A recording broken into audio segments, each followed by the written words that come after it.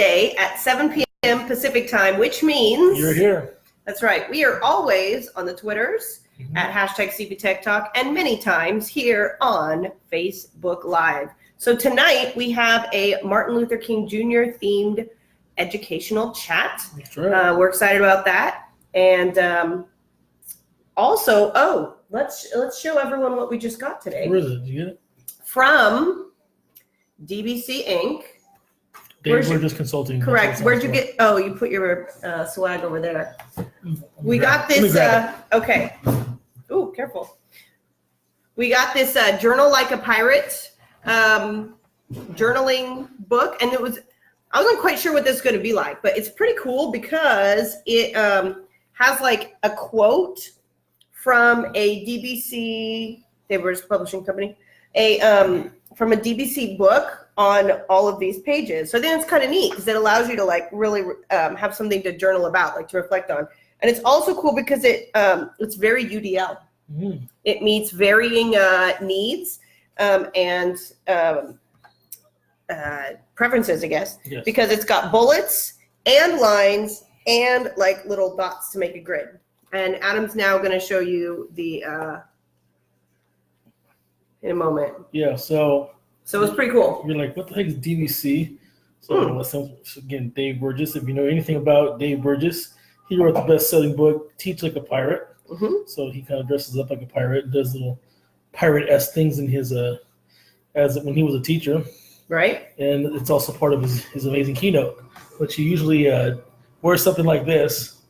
He's like all bald though, so like he rocks the bald head, but Judy's here. Yeah, hi, Judy. So, yeah. And I saw Paula we can't see who's viewing for some reason, but good to see you, Paula. Yep. So, Anyway, and DBC is the published company that our book will be published with. There's all the Like a Pirate series, so yeah, that's like kind of their go-to. So he sent us a pirate pretty cool bandana, so I'm gonna rock that tonight. So I'm Dave Burgess, y'all. So you started drinking the wine. You didn't tell everyone what we're drinking yet. So it is very good. All right, this is one of our favorite varietals, Alicante Bouschet. Bouschet, whatever you want to say. Not too common. No, very rare. And right. Believe it or not, right here in the valley, there's like 4 wineries that actually make it within 3 within like 10 minutes of the house. Another one across. Actually, no, right. 2 10 minutes away. This one's how far? Madera County. Yeah. A neighboring county. 30 minutes, we can be there. 4 places that actually sell it.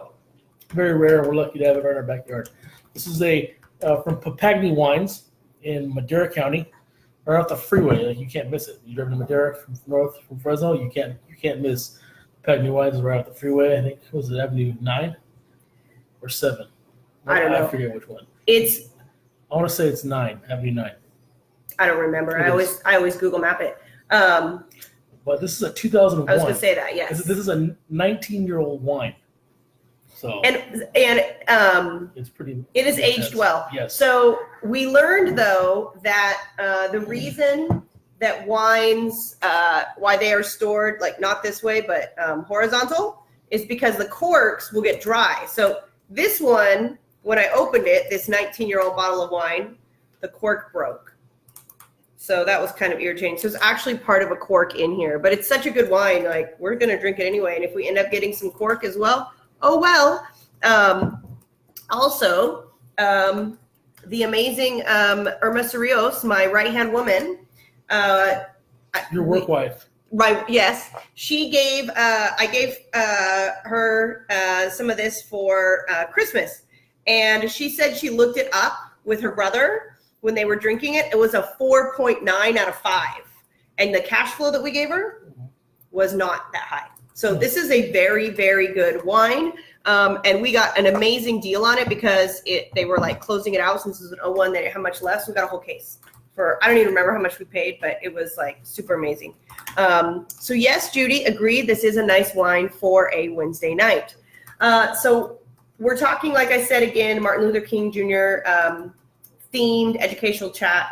The intro question is there a cause you are passionate about and why? So we know that Martin Luther King Jr. was very passionate about his cause, so to speak. And so we are asking those on the Twitters and on Facebook, if you'd like to answer in the comments, what are you passionate about and why? So did you want to go ahead and share yours? On Twitter, I put that I am passionate about suicide awareness. That's been a big thing lately. We do a big push in our schools. One of the reasons why I'm big on suicide awareness is because a good friend of mine, one of my best friends growing up, we lost him to suicide when we were seniors in high school. So since then, it's been a kind of something I feel deeply about. So that's definitely something a cause in which I'm passionate about. What you, babe? I was going to say erasing the stigma of mental illness, which kind of goes along those same lines. Which there's some progress being made in that, but there's still a lot of misunderstanding and judgment and fear. There's a lot of fear. These school shootings will happen, and what's the first thing everyone says? They a lot of times they talk about mental illness, which is certainly something that's important to bring up, but all of a sudden it becomes stigmatized, and it becomes this like there's not understanding for, I don't know, just for what it is. And anyway, the whole thing. We have Jennifer Scott from Bakersfield, and she says, what'd she say? The passion of hers is collecting stories of veterans honored at Camp Hamilton, where each service member has a tree with their name on it, and each tree has a story to be told. Yes. We also have chiming in from down Southern California, Murrieta, California, Les Dienerstein. He says that I would say I have a cause at this time. If there was a fundraiser for St. Jude, I would give or raise money for it. The why is because I've seen how it helps kids who need help. Okay. So Les Dienerstein chiming in from Southern California. We have Howard Cuneta from the Bay Area. Yes. And he says, full inclusion is my passion. Find a new way to get it all done. Love it. Welcome back, Howard. So we have question 1 that just dropped. Question 1 says that Martin Luther King Jr. had a dream for a more just world. What is your dream for equity in education? I think that's a pretty good question. What do you think? Who wrote that one? I don't know. Someone in this room. Was it the cat? Not the cat with a C. Not her. So before I write it, I'll share mine. So I would say my dream for equity has a lot to do with inclusion, making sure that regardless of what our students' needs are, whether they have special needs such as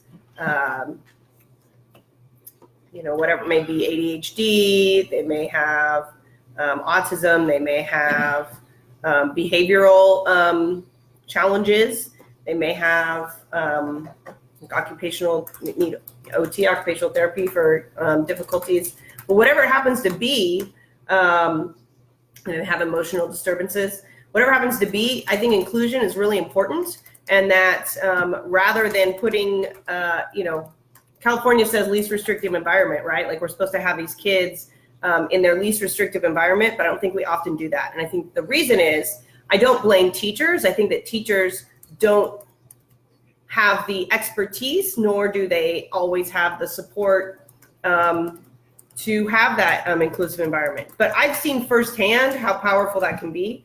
And I also, what I'm really, really irritated about is when you have a student, I've seen this happen again and again. You've got a student that is pulled out for academic intervention or behavioral intervention, and it's on a schedule so that they're missing music, they're missing arts, they're missing physical education, they're missing health, they're missing all these things that, it's like they're punishing them in essence. And that's not right. Like that's not equitable. Then that gap is going to get even wider. So, that's my answer. How about you? Well, we got Judy here. She says that, or Judy from Orange County, and she says all students get what they need to learn. Mm-hmm. They're not shamed or lessened by the experience. Yes. Well said there, Judy Blakeney. Judy Blakeney, rocking it tonight. For me, it's I like my dreams to be like there's no more of this cruise control teaching.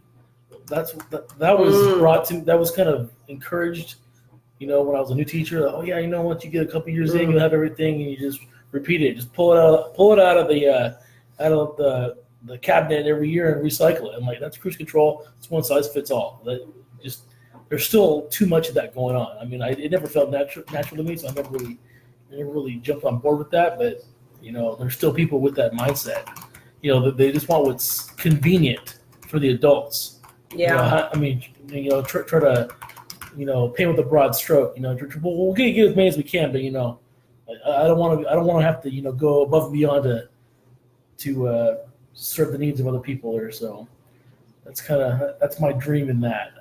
We have two non-regulars who don't normally join us on Facebook Live. Greg Misa, good to see him joining us tonight, and Carlos Fierro, who's probably not on cloud 9, probably on cloud 999 because his stupid Chiefs got to the Super Bowl.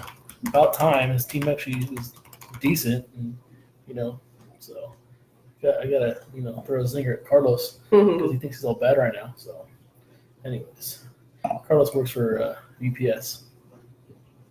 He probably get really mad right now because he works at FedEx. So Okay. I was like, why are you telling everyone? I don't really understand why that's a big deal. Yeah. Kim Calderon jumped in here. She said her Yes. passion is speaking for the nerds. And what she means is finding what your inner nerd is. Like, what is your passion? And that, and trying to find others that have that same nerdiness. Every time I hear that one credit commercial where it says "Turn to the Nerds," Oh. nerdwallet.com, I'm like, this is Kim. Kim should be charging the royalties Yes. for that. Hey, we have Kyle's here. Hey, Kyle's here. Hey, another equity issue. What about the equity of content areas? Yeah.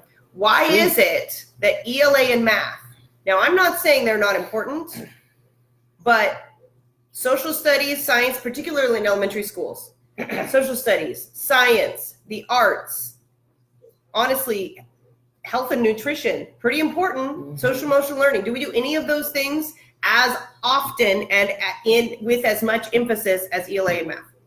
In elementary schools, absolutely not. Absolutely not. Here's my question. Okay, and it's not an easy. There's no easy answer. It'll make some admin very uncomfortable. I don't care. So, social studies is not tested. There's no state test for it. Our standards have been made the same. Just changed the framework is the only thing officially. The standards are the same. The framework has changed though to kind of tweak the way that it's taught. And I'm all about that framework. I love the new framework that came out a couple years ago. But here's my thing: is that since it's not tested, why are we treating it? We try to make it like it is, like history. You're saying? Yeah, I've seen a lot of schools that in my school also what they'll do. They're like, well, we need to make sure that we assess it the exact same way, the same schedule of formative assessments and common assessments and as the others. As the other ones, like, well, why? Because number one, most kids hate history, and we're making it just like everything else when it should be. There's no need. We have the opportunity to be very creative. So why not take the opportunity where we can, we're not beholden to these these assessments that are mandated by the state for history. So, let's not treat it like that. Let's make it different. Let's have some more fun with it, much more project based, and it's very. I don't know. That's just. I'm gonna get off my soapbox, but that's my 2 cents. Yes, knowledge and application of civics and economics, Kyle says. Yes. Yep. Yes, it is true. I would agree. Writing well and problem-solving skills from math, also important. So at the elementary level, particularly, it really makes the most sense to me, and this is something that I tried to start when I was in the classroom and then a coach, is an interdisciplinary approach. Because honestly, life is not divided into subject areas. Right? If I'm baking cookies, I'm doing science, I'm doing math, I'm reading. Maybe I'm even listening and speaking if I'm like talking to my kids and I'm listening to Google show me how to do the recipe. I don't know. But anyway, like life is not divided into those subject areas. So why are we treating learning any different? It's going to be so much more relevant if we make those connections for kids. And the neuroscience shows us that if we are making connections in the brain to other things that are being learned, to other things that had been learned previously, then that learning is going to be strengthened. So it just makes sense. It makes sense. Why do we have ELA time for 2.5, 3 hours, and then math time for an hour, and then specials, which is maybe Fun Friday, play games, non-academic, maybe social studies, maybe science, maybe we just go run out and have an extra recess. I'm just saying. I have seen all of these things occur. Oh, we have from Visalia joined in late, Amy Downs. I saw She's that. passionate about solutions to local problems that are also global problems. Yes. Well said. Nice. Let's see, going back to question 1, Kim Calderon's dream is that all kids get the opportunity to show what they know in ways they choose. Too often, kids get labeled based on a score and lose out on things. Some of those brilliant people failed in the game of school. It's true. Albert Einstein. Absolutely. Just saying. Back to question 2 about who inspires you. Kids that struggle inspire me. This is Kim Calderon again. Nice. Inspire me to be better, to stretch myself and find ways to teach them content to help understand something that is difficult. Again, Kim Calderon is on fire tonight, live from karate class. And we got Terrence Fraser, another former dog baseball player tonight. Nice. Okay, very prominent businessman here in the Valley, doing great things. So yes, he's holding up the business end of the Valley, and we're handling the education part. That's right. So yes, good stuff. Cheers to Terrence Fraser. Let me tell you a story about Terrence Fraser. When I was about, I want to say like 9 or 10. So Terrence actually had a bad game. He was playing baseball, and he came in the locker room after my dad's office right after the game, and he's in there, just BSing with us. He was always in good spirits, didn't have a great game. And then I was eating like the curly fries at Biden Field are still my all-time favorite curly fries. I don't know. And make the same ones, Something you think? I haven't been a couple of years. I didn't get back there for a game, but for some reason the curly fries there are just. I grew up just thinking they're the greatest ever. And there's something about the atmosphere that I don't know. Nostalgia for you, perhaps. I remember having some curly fries, and I shared what I had with him, and he went out the next day and just like went nuts. I don't know if he went for the cycle or something. He went like 4 for 4 and had a career night. So that's one of my favorite Terrence Fraser stories. Like my magic curly fry. My mom still talks about that story. How funny. Yeah. All right, going back to question 1. 3 should be dropping in a minute. Yes, go ahead. Going back to question 1. Yes. Jennifer Scott from Bakersfield says her dream would be that all students feel safe, secure, and valued regardless of zip code. Well said. Look, this is a good one. Which one? Katie McNamara says, equity for all includes access to a credentialed librarian. There we go. That's really good. Yep. By the way, if you are in California, there are California Model School Library Standards. How many people in education even know that?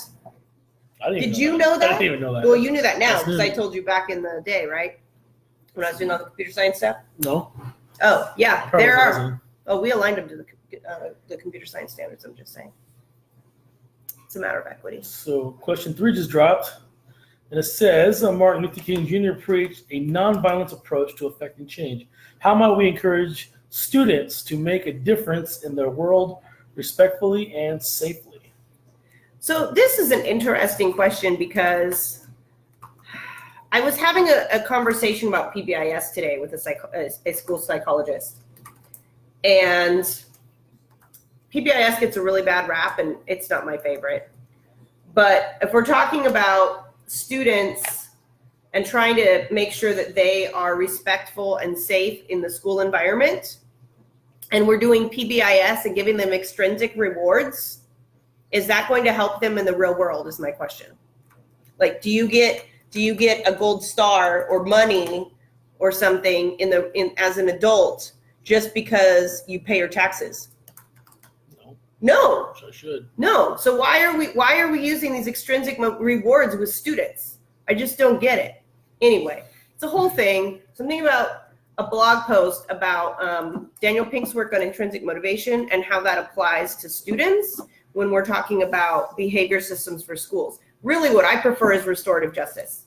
And looking back, when I implemented PBIS at a school site before I came to the county, my current job, it had a lot of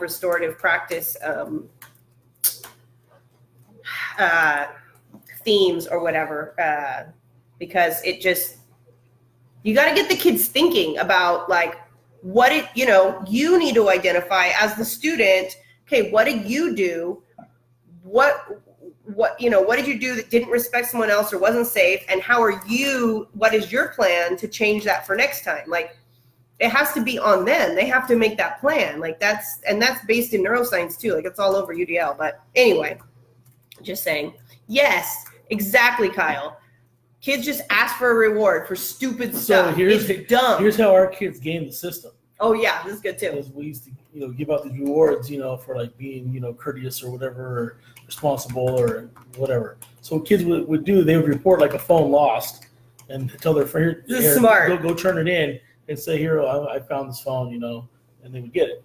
So yeah, I think we stopped that. We caught that very quickly. That's not a good advert for PBIS. It wasn't us. It was just, I think it's a flawed system, and yeah, it's not definitely not my favorite. The intentions are right. Yes, there, I agreed. get it. Agreed. And there's some redeemable qualities to it. There are. To pick and choose. Yes. Full blown. I think I've heard many situations where kids are gaming the system. And they're gaming the system. Now, I've heard PBIS trainers say that clip charts are not PBIS, but every PBIS school I taught in had clip charts as a requirement. I asked to opt out as a teacher, and I was told, no, we're doing this school-wide. And I freaking hate that because you're shaming kids. That's public shaming. Seriously? Anyway, just saying. So.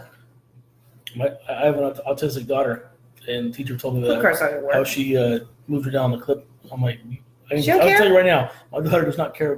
My daughter Andrea does not care about a clip chart. It's just not going to work for her. Nope. It does not work.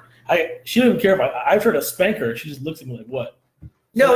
It's funny when you said, do you want to spank her? She says, yes. Yeah, she'll sit there. And I actually try to spank her, and she just looks like, what?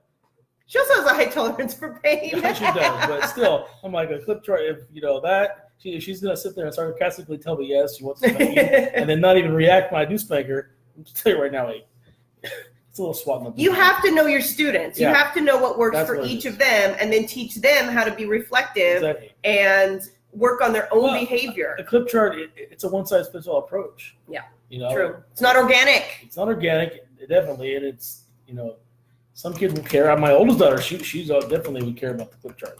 Ashley's definitely, for her, that would work, but I know a lot of kids are like, I don't care about that. Right. That means nothing to me. Even if it's not there, I'm still going to get in trouble, so what does that mean?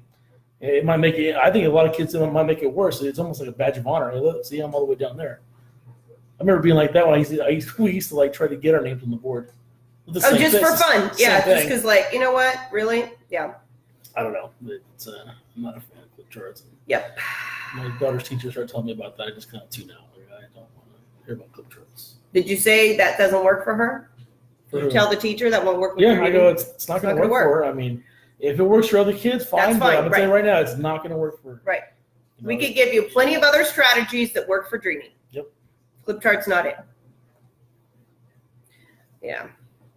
Well, and really, I think the whole point is teaching the kid how to develop their own coping strategies so that that's not even necessary, right? Like teaching them, hey, when you start to get angry and upset and you think you're going to because you're getting frustrated with a math problem or something and you think you're going to yell at your neighbor, what should you do?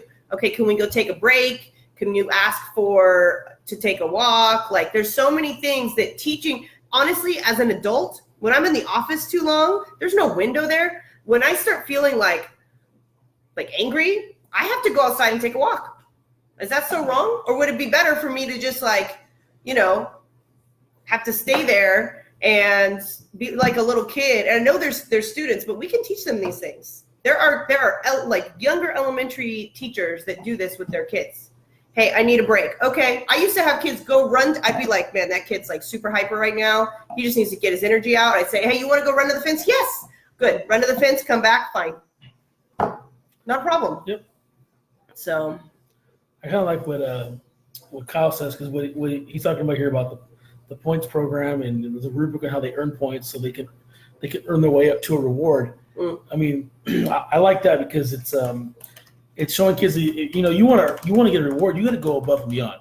Yes. You don't get rewarded for doing what's expected. Right. You would need to go above and beyond. Yeah. To earn an actual reward. And a lot of kids, in today's culture, where's the participation trophy generation here? So I'm here, so reward me. Like, no, you need to do something extraordinary if you're going to get a reward. So, work your way up. That's how it works.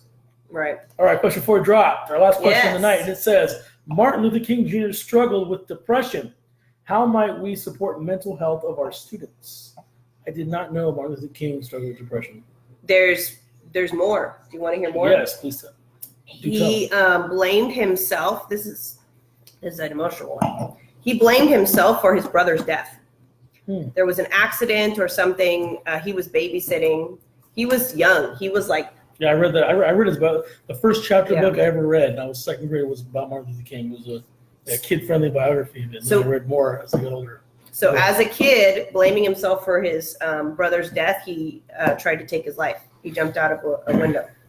Unfortunately, he was okay. But yeah, this is something that he struggled with, and a lot of people don't know.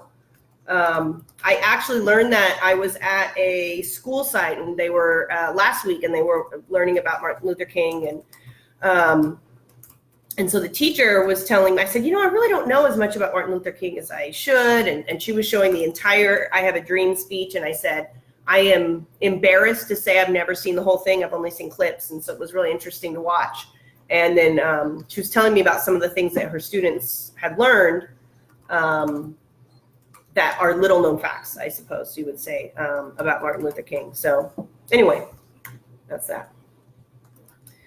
Let's see. So Kyle says he's got to watch Nevada take on UNLV right now. That's the arena that they're going to. Hey, Casey's here. I was on a call with Casey just today. Good to see you, Casey. We are talking education with a Martin Luther King Jr. theme. So this last question was, how was it worded?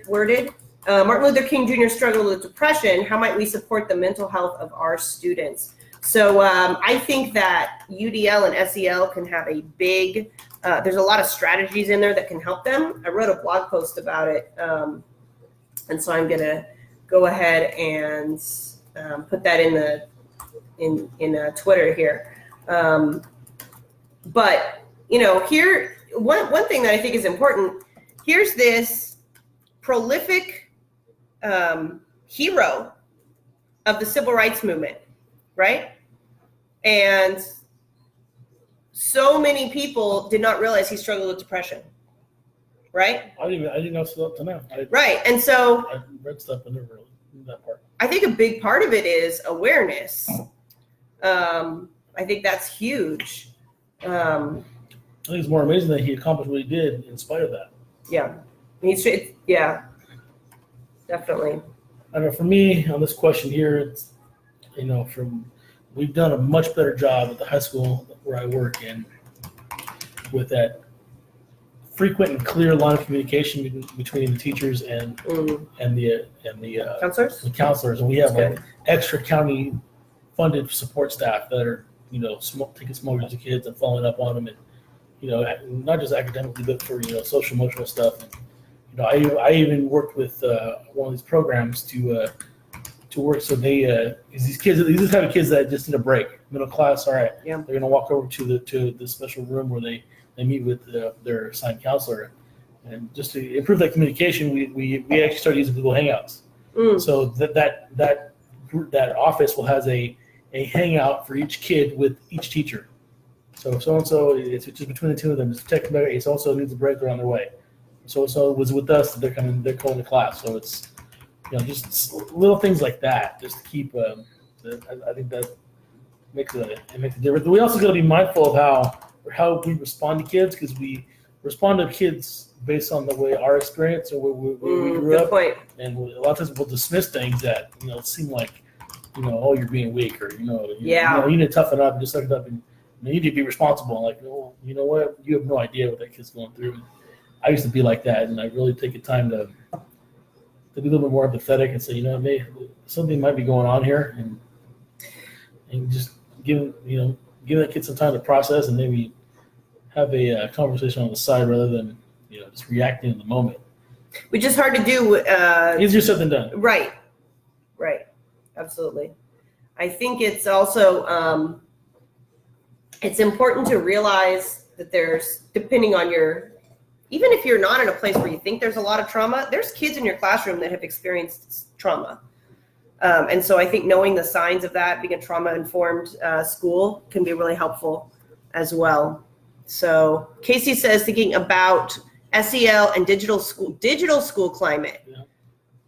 Yeah, that's a good point. And monitoring such. That's, I think monitoring is really important, digital monitoring. I had, what was interesting though is, and I like that they had this monitoring system. So I was working in a middle school and the district filter had picked up that there were students looking up like burnings, right? Like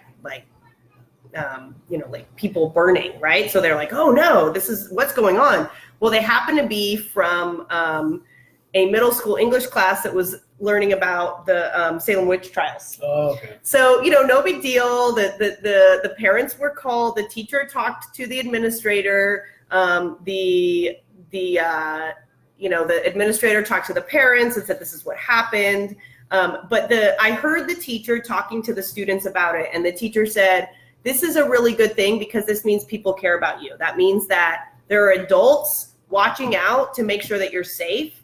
And so I thought that was really cool, the way she spun it to be, not spun it, but said like, this is a really good thing. So anyway, yeah, interesting things to think about. Casey's talking about suspension rates, racism as part of digital monitoring. There's all sorts of things to look for and to consider for sure. So definitely. Oh, Casey, I didn't tell you. I mentioned you in our book that we're writing. Right. I hope that's okay. I quoted you direct from an interview, but it's not published yet. So what I'm going to do, I have it on my list to show you exactly what I wrote and see if that's okay with you and how you want to be, because I think I just put educator, but I don't know what your official title is right now. So I will be emailing you. Anyway, cultural competencies, that's true too. Blended personalized learning environment.